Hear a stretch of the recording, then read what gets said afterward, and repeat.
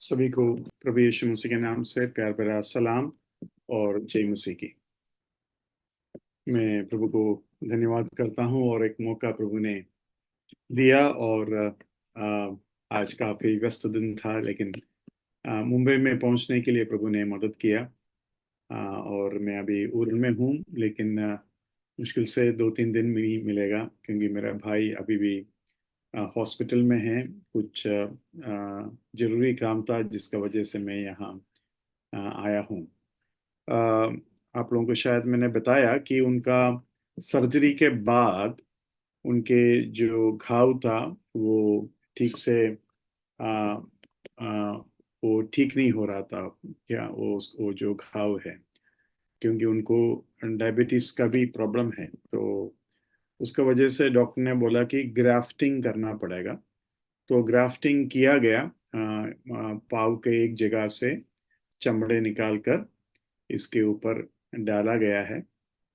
तो 4 दिन के बाद ही वो खोलेगा। खोलने के बाद अगर वो हीलिंग हो रहा है तो अच्छी बात है, नहीं तो फिर आगे बहुत ही मुश्किल दिन आने वाला है। तो आज वो खोलने वाला दिन था, और आज जो खोला तो पता चला कि हीलिंग हो रहा है कर कर डॉक्टर ने बताया। तो मैं सोचा कि वो फोटो आपको एक बार दिखा दूं। सबसे पहले वो चिपकाने के लिए जो जगह उन्होंने बनाया वो काफी बड़ा रूप से बनाया। वो उसका फोटो मैं आपको दिखाता हूँ, पता नहीं आपको कैसा दिखेगा। आपको दिख रहा है? दिख रहा है? ठीक है। उसके बाद उन्होंने लगाने के बाद जो फोटो है, ये चमड़ा जो है उसके ऊपर लगाया है। ठीक है। तो अभी अभी लेटेस्ट जो कंडीशन है उसका फोटो मुझे नहीं मिला है। तो ये है फिलहाल जो कंडीशन है। ये मैंने इसलिए बताया ताकि आपके प्रार्थना में जब याद करेंगे आपको मालूम रहेगा कि क्या कंडीशन चल रहा है।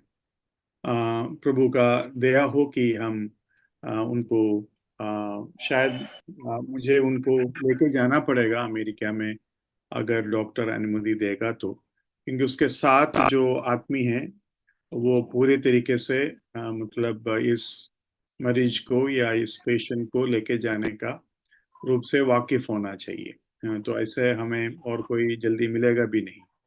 और थोड़ा उनका वजन को पकड़ने के लिए भी ताकत चाहिए। तो ये सोच है फिलहाल। आप लोगों के प्रार्थना के लिए बहुत धन्यवाद। अ, भाई के दिल, उनके मन, उनके आशा, उनके विश्वास बने रहने के लिए भी चाहूंगा कि आप प्रार्थना करें। ठीक है। आइए हम अपने विषय की तरफ आते हैं। हम पिछली बार जो सोच रहा था वो ये है कि प्रभु यीशु मसीह सभी के लिए मरा, जबकि कैल्विन के लोग ये कहता है लिमिटेड अटोनमेंट। मतलब प्रभु यीशु मसीह ने क्रूस पर जो मृत्यु सहा वो कुछ लोगों के लिए है, और वो जो कुछ लोग जो है वो चुने हुए लोग हैं, क्योंकि उनका फायदा केवल चुने हुए लोगों को मिलेंगे। इसलिए हमें ऐसा सोचने की जरूरत नहीं है कि प्रभु सभी के लिए मरा, ये उनका कहना है। लेकिन हम जो इन दिनों में सीख रहा है वो ये है कि प्रभु यीशु मसीह सभी के लिए मरा, उसका फायदा सभी को मिला नहीं, ये सच है। लेकिन प्रभु यीशु मसीह सभी के लिए मरा, और उसके बलबूते या उसके संबंध में, उसके सपोर्ट में हमने काफी वचन आपके सामने रखा, जिसमें हम ये पढ़ते हैं सारे जगत के लिए, सारे मानव जाति के लिए, और हर एक मनुष्य के लिए, जो कोई विश्वास करेंगे उनके लिए। इस रूप से हमने कई बातों को, कई वचन को आपके सामने रखा। और पिछली बार हम जो है जब इब्रानी 2 का 9 पढ़ा, उसमें से एक बात को भी हमने जोर दिया। वो ये है कि यीशु मसीह ने मृत्यु को चखा, मृत्यु को चखा, टेस्टिंग डेथ। वो जो टेस्टिंग डेथ वाली बात है, उसके ऊपर कुछ बातों को हमने देखा। हमने देखा कि प्रभु यीशु मसीह मृत्यु को, कड़वाहट को कम चखने के लिए शॉर्टकट नहीं मारा। जैसे हम कड़वा गोली कैसा खाते हैं, कड़वा कड़वा गोली मुंह में डालते हैं और पानी डालकर उसको निगल लेते हैं, उसको चबाते नहीं है, उसको जैसा टॉफी खाते हैं वैसे मुंह में रखते नहीं है। हम चाहते हैं जितना जल्दी ये अंदर चला जाए, लेकिन टॉफी जब मुंह में डालते हैं हम चाहते हैं थोड़ा देर मुंह में रहे, है ना। तो वो बात है, हम ये नहीं चाहते, और वो इतना स्वादिष्ट हो जाता है कि हम उसको चबा देते हैं। हम नहीं चाहते चबाए, हम चाहते हैं कि वो मुंह में ही रहे, लेकिन कुछ लोग उसको कंट्रोल नहीं कर पाते, चबा कर उसका पूरा मजा लेते हैं। तो मृत्यु ऐसा है कि कोई भी उस दर्द को चखना नहीं चाहते, लेकिन यीशु मसीह हम हर एक के लिए वो चखा। और उस वचन के आधार पर मैंने आपको और एक चीज बताया था कि मेरा भी पाप का वजह से जो कड़वाहट है, वो कड़वाहट हर एक पापी का वजह से कड़वाहट उसमें बड़ा है। एक एक पापी का कड़वाहट उस यीशु मसीह के मृत्यु में है। और मेरे लिए भी यीशु मसीह जब मृत्यु को चखा, एक्स्ट्रा दर्द के साथ एक्स्ट्रा कड़वाहट उसमें शामिल था। ये मैंने आपको बताया। उस वचन को और एक बार पढ़ेंगे और फिर हम आगे बढ़ेंगे। इब्रानी 2 का 9 कृपया कोई भाई पढ़ी। पर हम यीशु को, जो स्वर्गदूतों से कुछ ही कम किया गया था, मृत्यु का दुख उठाने के कारण महिमा और आदर का मुकुट पहने हुए देखते हैं, ताकि परमेश्वर के अनुग्रह से वह हर एक मनुष्य के लिए मृत्यु का स्वाद चखे। हर एक मनुष्य के लिए, मतलब हर एक मनुष्य के लिए उसने मृत्यु का स्वाद चखा। और हर एक मनुष्य का आ, एक भाग उस स्वाद में है। और मैं ऐसा भी सोचता हूं, जब प्रभु उसको चखा, वो मुझे भी याद किया, जॉर्ज मैथ्यू तुम्हारा वजह से इस इस प्याला के अंदर कड़वाहट बड़ा है, लेकिन मैं उसको भी उस कड़वाहट के साथ पीता हूं। तो प्रभु यीशु मसीह ने उस तरीके से उस दर्द को सहा। और हमने देखा कि शॉर्टकट का मौका था। मौका कैसा था? जैसे कि चोरों का घुटना तोड़ दिया गया, तो घंटों भर का जो दर्द है तुरंत खत्म हो गया, वो कुछ ही क्षणों में मर गया। लेकिन यीशु मसीह ऐसा कोई शॉर्टकट नहीं लिया। यीशु मसीह उस पूरे दर्द को सहा। बस इतना है कि वो लोग घुटने तोड़ने से पहले यीशु मसीह ने अपने जान को और आत्मा को पिता के हाथ में सौंप दिया। लेकिन यहाँ और एक चीज याद रखना अच्छा रहेगा। बहुत ही उत्तम एक चीज प्रभु ने मेरे ध्यान में लाया, वो ये है कि यीशु मसीह गेत्सेमने के बगीचे में 3 बार प्रार्थना की। और 3 बार जब प्रार्थना किया तो यीशु मसीह पहले से ही अपने चेलों को बताया कि मेरा जो दिल है मृत्यु के दर्द के मारे या दुख के मारे इतना, मतलब हालत में है कि मैं मर जाएंगे। उस वचन को एक बार पढ़ेगा। मरकुस का सुसमाचार 14वां अध्याय निकालिए, उसका 34 पढ़िए। और उनसे कहा, मेरा मन बहुत उदास है, यहाँ तक कि मैं मरने पर हूँ। तुम यहाँ ठहरो और जागते रहो। यहां तक कि मैं मरने पर हूं। आपको क्या लगता है, यीशु मसीह जो कहा उस शब्द के आधार पर क्या हम कह सकते हैं यीशु मसीह मरने पर है? मतलब क्रूस की मृत्यु नहीं है, वो उदासी, उस दर्द, उस दुख के वजह से वो मरने पर है। मतलब वो मर जाएंगे अगर कुछ करेगा नहीं तो। क्या आपको लगता है कि वो मरेगा? यीशु मसीह ने कहा तो झूठ नहीं बोलेंगे। हम बोलते हैं अरे मर गया, कुछ भी बोल देते हैं हम। है ना? है? कोई ऐसा आदमी है जो आ, ऐसा, मतलब पाप किया ताकि वो नहीं मरे, नहीं तो मैं मर जाऊंगा, ये पाप नहीं करेगा तो मैं मर जाऊंगा, इसलिए मैं ये कर रहा हूं, ऐसा बोलकर किसी ने कुछ किया, ऐसा याद है? उसने भी पिया, नहीं मरने के लिए पी लिया उसने वो चीज। क्या है वो? कौन है वो?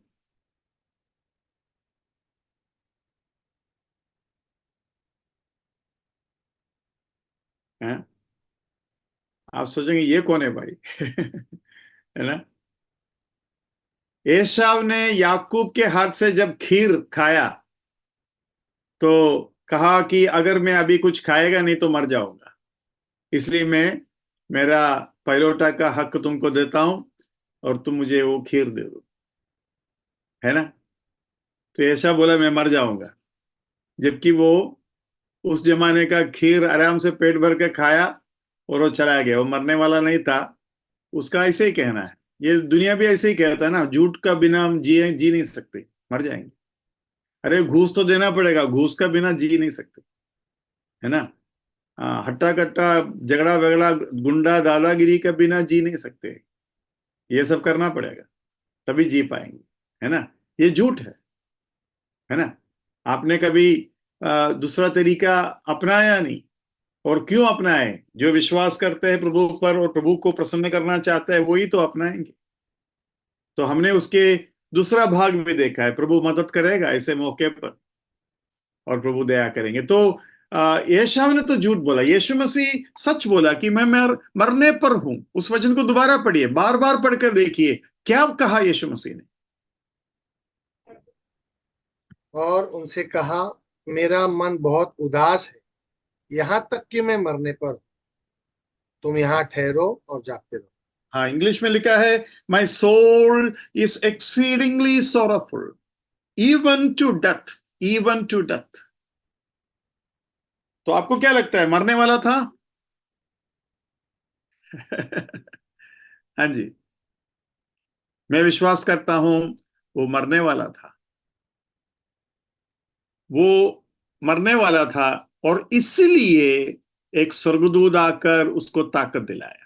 एक स्वर्गदूत आकर उसको उसको उसको बलवंत किया। देखो लूका 22 का 43, 22:43। तब स्वर्ग से एक दूत उसको दिखाई दिया, जो उसे सामर्थ्य देता था। सामर्थ देता था। सामर्थ का क्या जरूरत पड़ा? क्योंकि वो मरने पर था। इसका पहले भी एक बार सामर्थ दिया था। कब था? विल्डरनेस। विल्डरनेस। उधर उधर क्यों सामर्थ्य दिया? मेरा यह विश्वास है कि उधर भी मरने पर था। 40 दिन एक आदमी बिना पानी, बिना खाना, रेगिस्तान में, वो भी रेगिस्तान में, हाँ, धूप और जंगल और ऐसे हालत में 40 दिन, 1 दिन, 2 दिन, 3 दिन, 4 दिन, 5 दिन, 6 दिन, है ना? 40 दिन। तो उधर स्वर्गदूत आया। मतलब मैं आपको दो बातें बताना चाहता हूं कि परमेश्वर पिता कभी भी अपने पुत्र को कोई स्पेशल बेनिफिट्स, स्पेशल सेवगाई नहीं दिया। यीशु मसीह संपूर्ण मनुष्य बनकर जब जिए, उसको कुछ एक्सक्यूज नहीं थे। थकान, भूख, पसीना, नींद, दर्द, रोना, ये सब कुछ यीशु मसीह में थे। लेकिन जब परमेश्वर के मकसद पूरा करने के लिए, जब ये व्यक्ति अपने पूरे दिल और शरीर और आत्मा को दे देते हैं और उसके दरमियान, उसके उसके वजह से अगर कहीं उसका जान चले जाने वाले हैं, उधर पिता उसको मदद कर सकते हैं। वो एक स्पेशल प्रिविलेज नहीं है, वो जरूरी है, इसलिए प्रभु करता है। तो 40 दिन का भूखापन के बाद अगर स्वर्गदूत ने उसको सामर्थ्य दिया, ये कोई लेक्चुरी नहीं है। आपको लगता है अरे स्वर्गदूत आकर सामर्थ्य दिया, अरे बड़ा लेक्चुरी है, बड़ा मजा आएगा। 40 दिन का उपवास के बाद ये मजा तो आप ले लो, चाहिए क्या? मेरे भाई खाट में लेटे लेटे सब कुछ कर रहे हैं, तो माँ जो है उसको खिलाते हैं, पिलाते हैं, उसको ना मतलब वाइप करते हैं, धोते हैं, और मैं जाकर उसके पाँव को दबाते हैं, फिर उसका शेविंग करते हैं। तो मैंने कहा अरे मजा है तेरे को तो। ऐसे ही मजाक में कहा, तुम तो मजा ले रहे पूरा, है सभी लोग आकर तेरा सेवा कर रहे, तुम खाट में लेटे लेटे। तो उन्होंने मालूम है क्या कहा, मैं तुम्हें 1 लाख रुपया और ये मजा देता हूं, तुमको चाहिए क्या? 1 लाख रुपया भी दूंगा और ये मजा भी दूंगा। तो तुरंत मैंने सोचा, अगर मुझे 1 करोड़ रुपया भी दे और ये मजा मुझे नहीं चाहिए, हाथ और पांव तोड़कर खाट में लेटने वाला मजा, है ना? तो वैसे ही आपको अगर लग रहा है कि यीशु मसीह को क्या सुविधा दिया, देखो स्वर्गदूत आकर ये किया, लेकिन ये हम भूल गए कि आदमी सचमुच में कोई भी हो, कौन जिंदा रह सकते हैं 40 दिन का भूखापन, और वो भी बिना पानी का? और ऐसे में उसके कितना गुना मुश्किल है शैतान से लड़ना। और शैतान खड़े खड़े उधरी नहीं परीक्षा की, शैतान उसको लेके गया पहाड़ के ऊपर, मंदिर के ऊपर, और उसके बाद उसका परीक्षा किया। तो यीशु मसीह उतर कर गांव तक पहुंच नहीं पाते, ऐसा हालत था, मरने पर थे, ये मेरा व्यक्तिगत विश्वास है। क्योंकि मरने पर है कर कर लिखा नहीं, लेकिन मरने पर, ऐसे मौके पर जहां आपको सचमुच में स्वर्गदूत का मदद चाहिए और प्रभु आपको दे, और वो मौका उसमें से एक मृत्यु का मौका है। और वैसे ही एक मौका यहां भी आया, और परमेश्वर ने स्वर्गदूत को दिया, और गेत्सेमने के बगीचे में यीशु मसीह को ताकत दिया। ऐसा कोई मनुष्य को जानते हैं जिसको परमेश्वर के स्वर्गदूत ने इस तरीके से सामर्थ्य दिया हो? स्टेफानस को सामर्थ्य दिया करके लिखा है स्वर्गदूत, लिखा है क्या?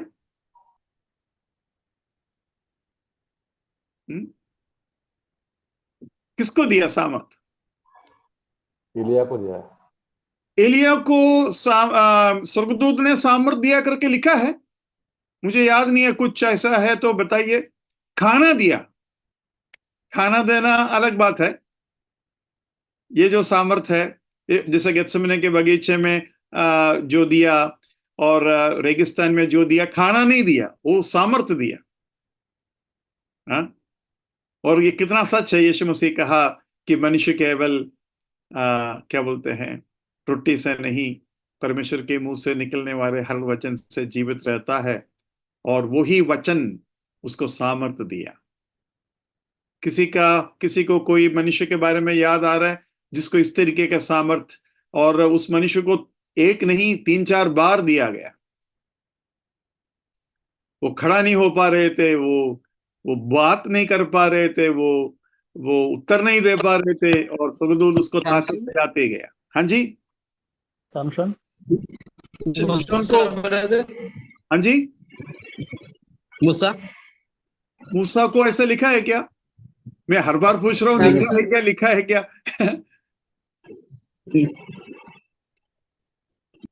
सैमसन को भी ऐसा लिखा है क्या? स्वर्गदूत आया और बोला सामर्थ्यवान हो जाओ, ताकत देता हूं, ताकतवर हो जाओ। वो प्रार्थना किया, और प्रार्थना करते वक्त उसको ताकत मिला, वो ठीक है, स्वर्गदूत ने ताकत दिया, ऐसा? Yes, Daniel. किसी ने तो उत्तर दिया मुझे, डैनियल। आइए डैनियल की पुस्तक जरा देखते हैं। डैनियल उसका 10वां अध्याय पर आइए। सबसे पहले उसका 10वां वचन पढ़िए।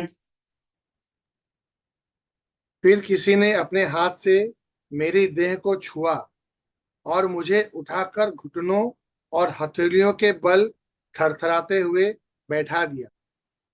यहां उसको छुआ ताकि वो थरथराते हुए ही क्यों ना हो, वो कम से कम उठकर बैठ पाए, है ना? उसके बाद 11 पढ़िए। तब उसने मुझसे कहा, हे दानियल, हे अति प्रिय पुरुष, जो वचन मैं तुझसे कहता हूं उसे समझ ले और सीधा खड़ा हो।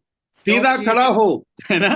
अरे भाई, सीधा तो खड़ा हो, है ना? आगे बढ़िए। हाँ, क्योंकि मैं अभी तेरे पास भेजा गया। जब उसने मुझसे यह वचन कहा तब मैं खड़ा तो हो गया, परंतु थरथराता रहा। हाँ, ये दानियल को कोई देखा है क्या? ऐसा वाला दानियल, है ना? हम सोचते हैं दानियल बड़ा हिम्मत वाला है ना? थरथराता हुए। अभी उसका 16वां वचन पढ़िए।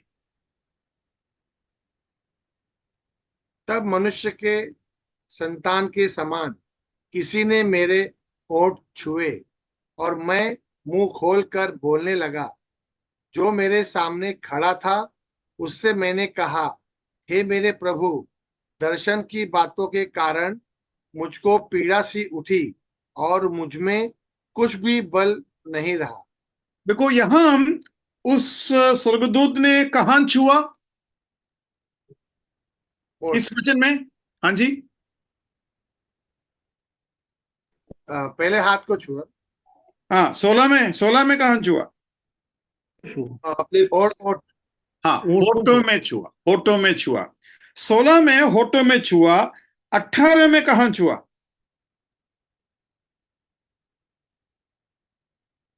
तब मनुष्य के समान किसी ने मुझे छूकर मेरा हियाव बंधाया। हाँ, मतलब उनके शरीर को छुआ। 19 में क्या किया? 19 में कैसा दिया ताकत? और उसने कहा, हे अति प्रिय पुरुष, मत डर, तुझे शांति मिले, तू दृढ़ हो और तेरा हियाव बना रहे। हाँ, उधर केवल बोला, पहले होठों को, उसके बाद शरीर को, और उसके बाद मन को या आत्मा को। और इंग्लिश में वो जो भाग है वो बहुत ही अच्छे तरीके से लिखा है। 19 में मैं वो पढ़कर सुनाता हूं। And he said, O man greatly believed, fear not, peace be to you. उसके बाद बोलता है, be strong, yes, be strong, ऐसा बोला। Be strong, yes, be strong. So when he spoke to me, I was strengthened. When he spoke to me, I was strengthened. जब उसने बात किया, जब उसने कहा, तब मेरे अंदर बल आया। ये वचन मुझे बहुत छुआ और मैंने प्रभु से कहा, प्रभु आप एक बार कह दे, मेरे अंदर ताकत आएगा। ऐसा किसी ने कहा था नया नियम में, किसी को आपको याद होगा, किसी ने कहा आप बस एक बार कह दे। हाँ, कौन था?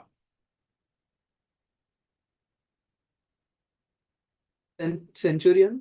या सेंचुरियन ने अपने दास के लिए कहा, गुरुजी मैं योग्य नहीं हूं आपके पास आने के लिए, ना मैं समझता हूं कि आप मेरे छोटे घर में आवे, उसके लिए भी मैं योग्य नहीं हूं। आप एक शब्द कह दे, अधिकार क्या होता है मैं जानता हूं, आप कौन है मुझे मालूम है, एक बार हवा में कह दे, मेरे दास ठीक हो जाएगा।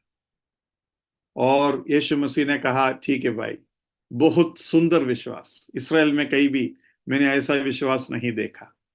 और ये वचन पढ़ने के बाद मुझे लगा, जीवन में जब कभी कभी हम एकदम कमजोर हो जाते हैं, देखो कमजोर होने के लिए मेरा जीवन का अनुभव है, कोई बड़ी बात होना जरूरी नहीं है। कभी कभी छोटी बात में भी हम टूट जाते हैं, कभी कभी बड़ी बातों के सामने भी हम खड़े हो जाते हैं। तो टूटने के लिए बहुत बड़ी बात का जरूरत नहीं है, कभी कभी कुछ भी बात नहीं रहते, हम टूट जाते हैं।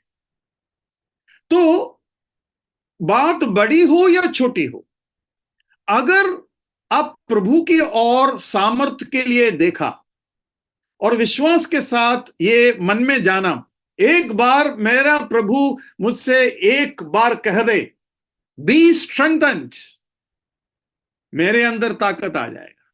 और सचमुच में यीशु मसीह ने जो कहा कितना सच है, परमेश्वर के मुंह से निकलने वाले हर वचन से जीवित रहता है। और यहां वो स्वर्गदूत ने परमेश्वर के वचन उसके कानों पे डाल दिया, be strengthened and I was strengthened, be strong.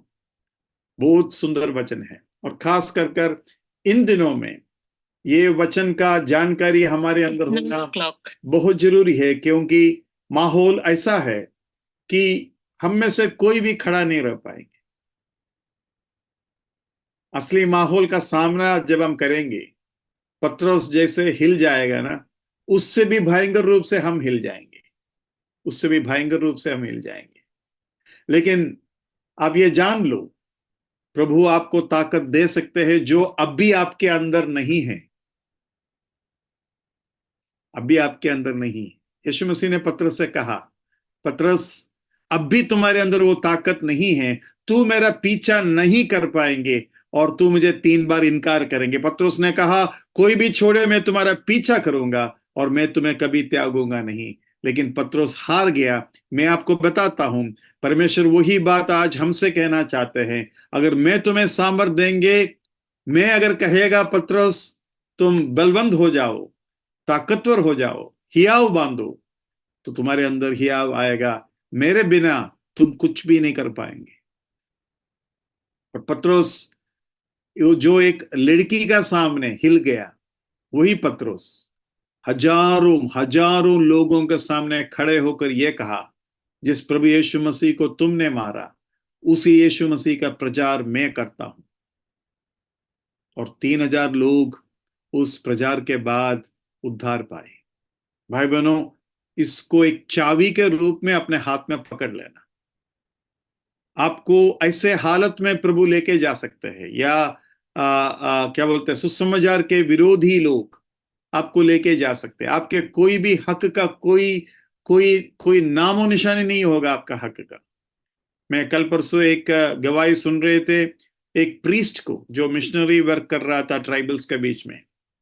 सीधा घर पर लोग घुसे और उनको धमकी दिया, उनको अरेस्ट किया। कोई कुछ भी बोला नहीं, सीधा उनको लेके गए और बहुत किलोमीटर लेके गया।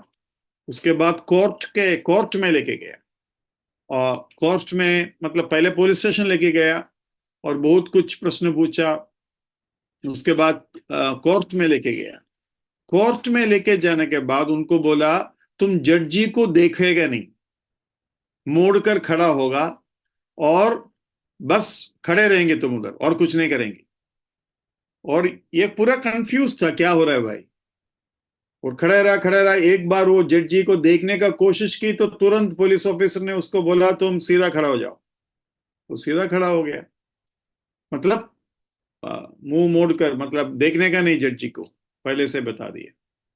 उसके बाद 10-15 पेज पूरे के पूरे हिंदी में, एमपी में यह बात हुआ, हिंदी में लिखा हुआ कुछ कागज उसका सामने रखा और बोला साइन कर। उसने पूछा ये क्या है? बोलते तुमको कोर्ट से छोड़ने का साइन है, ये साइन कर तुम। तो अभी उसको तो सुनना ही पड़ेगा, पढ़ा नहीं कुछ नहीं, वो साइन कर दिया। कोर्ट में से छुटकारा तो पा लिया, लेकिन कुछ 10-15 गुना उसके सिर के ऊपर ठोक दिया और जेल में लेके चले गए, सीधा जेल। एक शब्द ना बोल पाया, ना सुन पाया, ना जड्जी को एक बार देख पाया। जेल गए और जेल में कोई हक नहीं, कुछ नहीं, सारे लोग उनके ऊपर हंस रहा था। इतना दिल उसका टूट गया। और उस दिन रात को उसने अपने आजू बाजू में बैठे हुए लोगों को पूछा, आप लोग सब यहाँ कैसे आए? तो अधिकतर लोग खूनी लोग थे। तो इनको समझ में आ रहा है, यार मुझे खूनी लोगों के बीच में डाला गया है, मेरे साथ कुछ भी हो सकता है। वो कहा कि 4 दिन तक मैं सोया नहीं, डर के मारे। और वो कहता है कि मैं पूरे रात 1 बजे 2 बजे तक कुछ ना कुछ वचन मेरे मन में बोलते रहेंगे, गाना गाते रहेंगे, मन ही मन में, आवाज बाहर नहीं निकाल पाएंगे, कुछ ना कुछ प्रार्थना करने का कोशिश करेगा। और वो कहते हैं 1 बार 2 बज जाएगा ना, फिर दिन जल्दी आ जाता है, ऐसा कहते हैं। और फिर 3 बजे 4 बजे 5 बजे, बस 3 घंटे में बात खत्म। इस तरीके से रात बिताता था। और लास्ट में वो पागल जैसा हो गया, क्योंकि 4 दिन से सोया नहीं, डर, और कोई हक नहीं, कुछ ढंग से नहीं, और बहुत ठंडी का मौसम। और ऐसे में वो एकदम टूट गया, रोने लगे और चिल्लाने लगे। लास्ट में जो है उसका जो सुपीरियर ऑफिसर है उसको बोला, तुम्हें क्या प्रॉब्लम है, कार्ड में लिख के दे दो। तो उसने कार्ड में 3-4 सेंटेंस लिखा। तो साथ में जो जेल के लोग हैं उनको उन्होंने पूछा, क्या मतलब तुमसे पूछा? बोलते मेरे से कार्ड के अंदर जो भी है तुम्हारा प्रॉब्लम लिखो कर कर बोला। तो बोलते हम भी कितने बार लिख चुके हैं, और ये कार्ड अगर तुम्हारा आदमी तक पहुंचना है उसके लिए 10-15 दिन भी लग जाते हैं और कोई फायदा नहीं। लेकिन उसी दिन शाम को वो एक पुलिस आकर पूछा तुम्हें किससे मिलना है। तो इसने अपने बीवी बच्चे का नाम नहीं बोला क्योंकि वो नहीं चाहते कि इनके नजर में आए। तो उसने एक ड्राइवर का नाम बोला, मुझे मिलना है, एक ड्राइवर को बोला। लेकिन अगले दिन 10-15 लोग उनके जो है रिश्तेदार वगैरह मिलकर मिलने के लिए आए और बोला 15 मिनट मुझे दिया गया था और फोन दिया गया, कांच के उस पार मिलने वाले लोग आए और मुंह से एक भी शब्द बाहर नहीं निकल रहा है, आंसू ही आंसू और रोना ही रोना। बोलते बात करने के लिए तड़प रहा था लेकिन मैं मुंह खोल ही नहीं पा, इतना मतलब हालत खराब। और उन्होंने जो बोले वो ये बस सुनता रहा और बोला लास्ट 2-3 मिनट में कुछ बोल पाए। लेकिन जैसे ही वो होने के बाद जब वो वापस आए तो इनके पास झाड़ू और वगैरह था, काम करने के लिए दिया हुए थे। पुलिस ने आकर बोला अभी से तुम काम मत करो। उसके बाद सारे जो कैदी लोग हैं उन्होंने इनको फादर, प्रीस्ट, गुरुजी वगैरह कहने लगे और फिर तुरंत लोग इनको हमारे लिए प्रार्थना करो ऐसा बोलने लगे। और ये कहा कि मेरे अंदर ताकत फिर प्रभु ने दी और तब मुझे समझ में आया प्रभु मुझे इस जेल में क्यों लेके आए। और कहा कि मैं उधर 2 पास्टर लोगों से मिला जो कुछ 7-8 महीने से उधर पड़े हैं और कोई कुछ नहीं कर रहा है, कोई कारण नहीं, कुछ नहीं, ऐसे ही पड़े हैं। और मेरे समझ के अनुसार कुछ 4,000 लोग पूरा इंडिया में इस तरीके से पड़े हैं कर खबर मिल रहा है जिसका कोई हमें मतलब पक्का ऐसा है वैसा है कर हम बोल नहीं सकते। लेकिन इस तरीके का खबर है, मतलब जहां किसी को मालूम भी नहीं कि कौन सा जेल में है, कई तो है ऐसा, या जिंदा है कि नहीं वो भी नहीं पता और इनका कोई कार्रवाई नहीं, कुछ भी नहीं। तो मैं आपको ये बताना चाहता हूं ऐसे में प्रभु का एक शब्द हियाव बांधो, मैं बोल रहा हूं बी स्ट्रांग, और उस एक शब्द में आपके अंदर ताकत आ जाएगा, ये विश्वास कर लो आप। और तब जब सारे दुनिया आत्महत्या करना चाहेंगे ऐसे ऐसे जगहों पर, तब आपको जिंदा रहने के लिए यीशु मसीह का वो शब्द काफी है जो ये कहा मनुष्य रोटी से नहीं परमेश्वर के मुंह से निकलने वाले हर वचन से जीवित है। और दानियल जो सिंह के गुफा में गए, आपको क्या लगता है ऐसे ही चल के गए? किसके अंदर इतना हिम्मत? आपको क्या लगता है दानियल बड़ा हिम्मत वाला है? दानियल एक मनुष्य है, लेकिन दानियल को परमेश्वर ने ऐसा ही आओ तभी भी दिया। शद्रक मेशक अबेदनगो को जो जब आग में लेके गए, आपको क्या लगता है छाती बड़ा फाड़कर ऐसा जरा क्या होगा? वो प्रभु से आपने प्रार्थना किया होगा और विश्वास के द्वारा उन्होंने उस छोटे शब्द को सुना होगा, बेटा मैं तुम्हारा साथ हूं। इसलिए अंधकार के तराइयों में, मृत्यु के उस गहरे जगहों से जब हम निकलते हैं, प्रभु तुमसे कहता है तुम्हें कोई नहीं छुएगा, मैं हूं तुम्हारा साथ।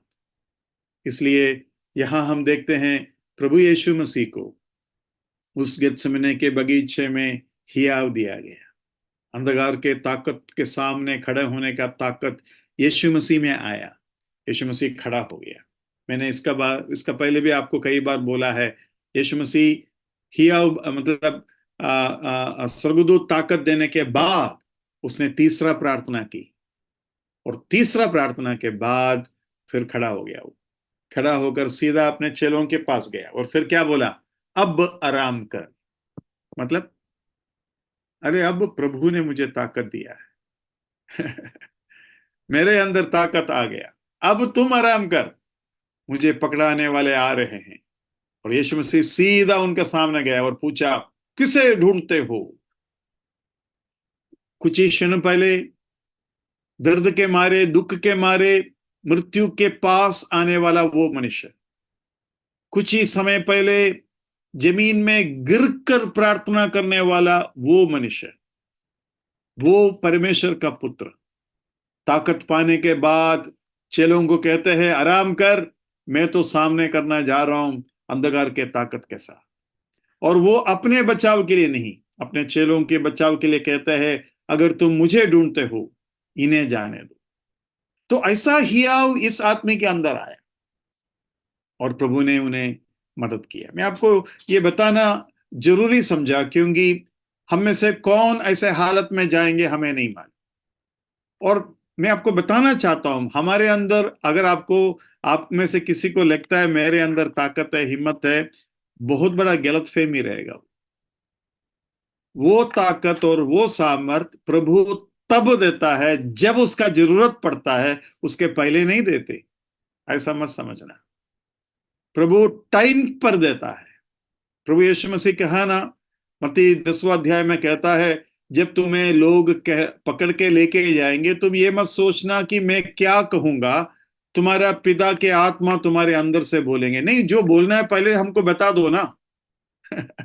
वकील बताते हैं ना अपने क्लाइंट को ऐसा ऐसा बोलना, तो हमको पहले से बता दो। ये पिता ने बोला नहीं है, उसका कोई जरूरत नहीं है, मेरे आत्मा तब बोलेंगे, तू ही बोलेगा लेकिन मेरे आत्मा बोल रहा है वो, ये तुम जान लो, इसलिए ज्यादा सोचने का नहीं, बाकी मैं देख लूंगा।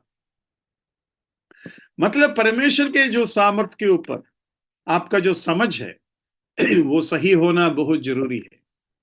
और प्रभु यीशु मसीह को वो सामर्थ्य मिला, और ऐसा सामर्थ्य बाइबल में बहुत लोगों को मिला, बहुत लोगों को मिला। हाँ, हम सब कुछ ठीक से जैसा जानना चाहिए वैसा नहीं जानते होंगे।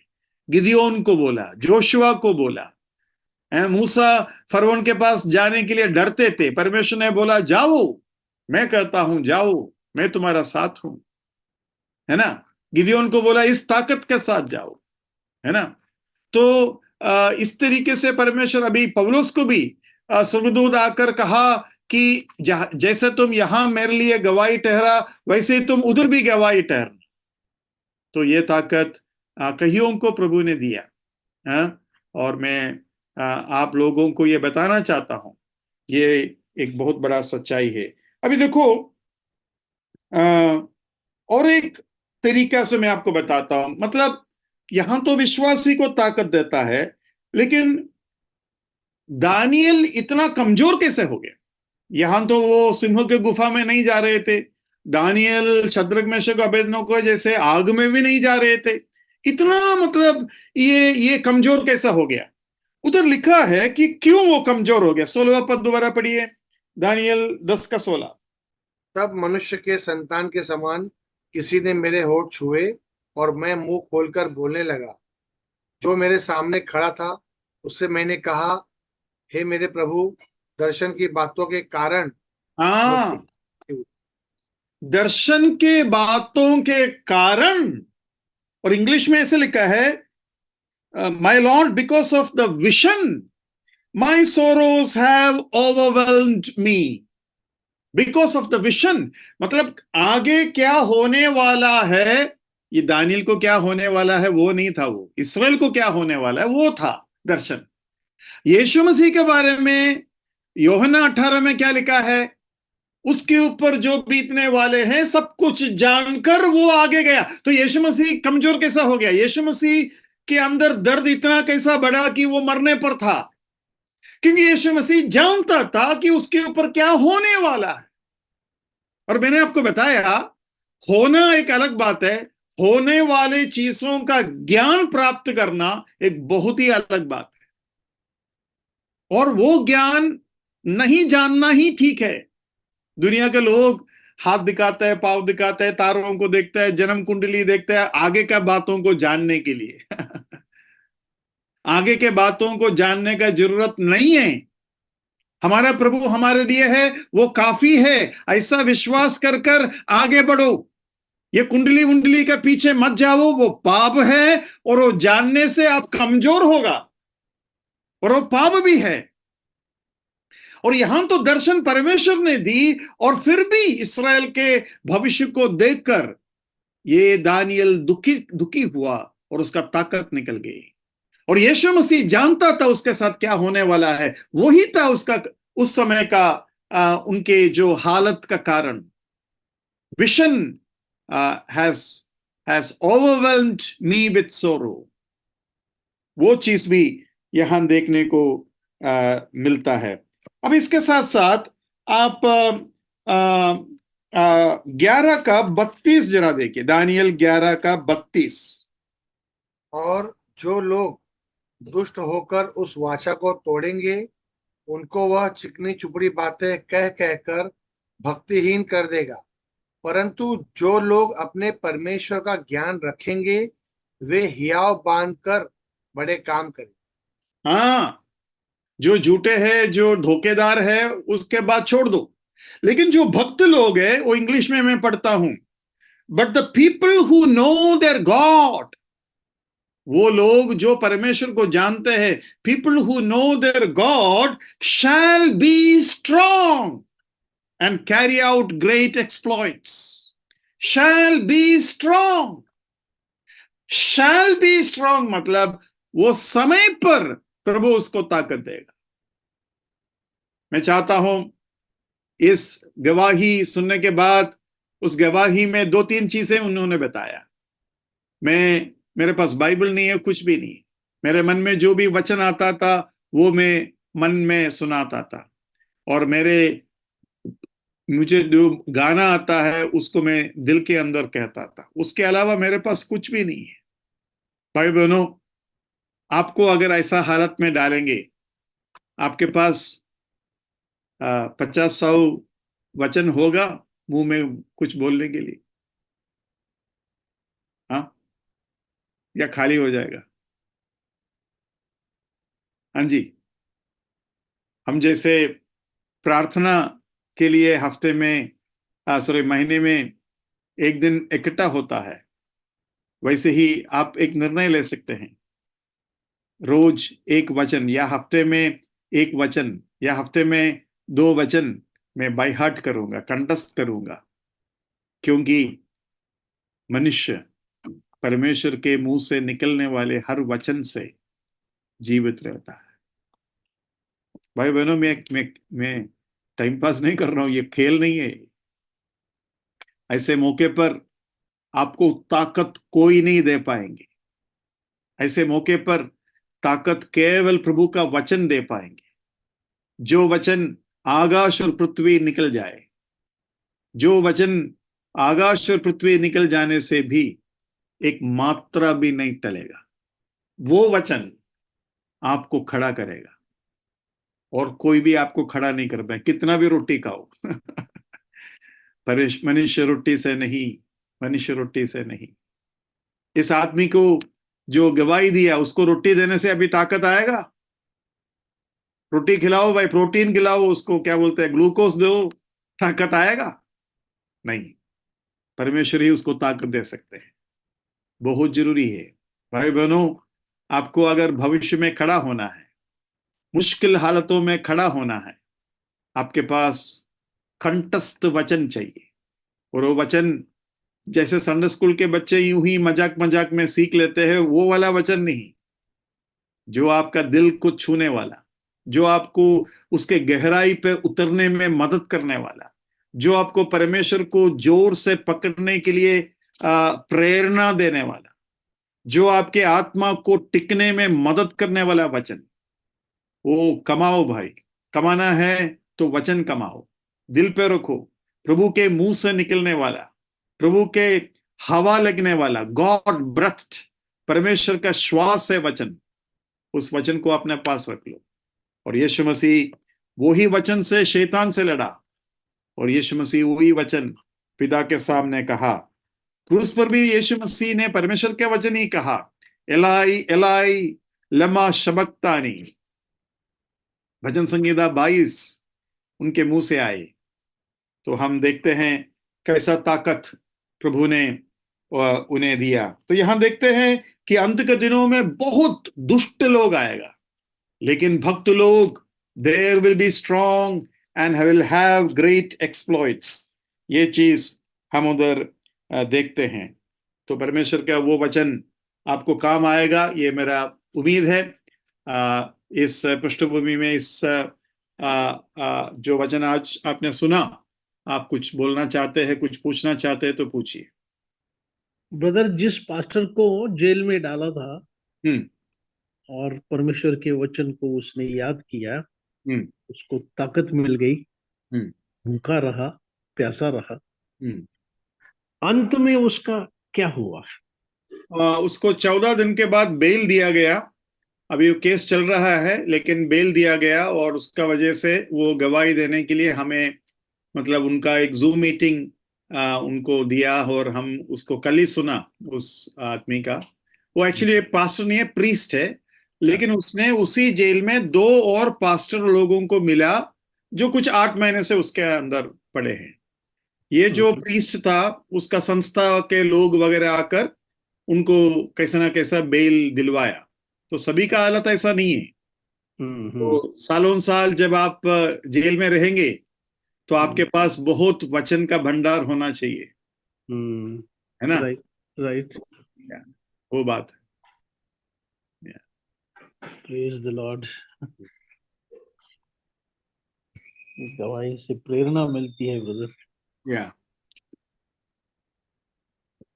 और कुछ वचन को कंडस करना केवल अपने लिए होना चाहिए, दूसरों को दिखाने के लिए कंपटीशन वो सब नहीं चाहिए, ठीक है? उससे वो फायदा नहीं होगा, ठीक है? वचन आपके लिए है, वचन प्रभु को जानने के लिए है। प्रभु के मुंह से निकलने वाला वचन सीधा हमारे हृदय पे गिरना चाहिए। जैसे यीशु मसीह ने थूका उस मिट्टी को, और उस मिट्टी को उसके आंखों में लगाया। यीशु मसीह का थूक भी चंगाई देता है। मुंह से निकलने वाला हर वचन मनुष्य को जिंदा रहने में मदद करता है। या, ठीक है ब्रदर, प्रार्थना करेंगे।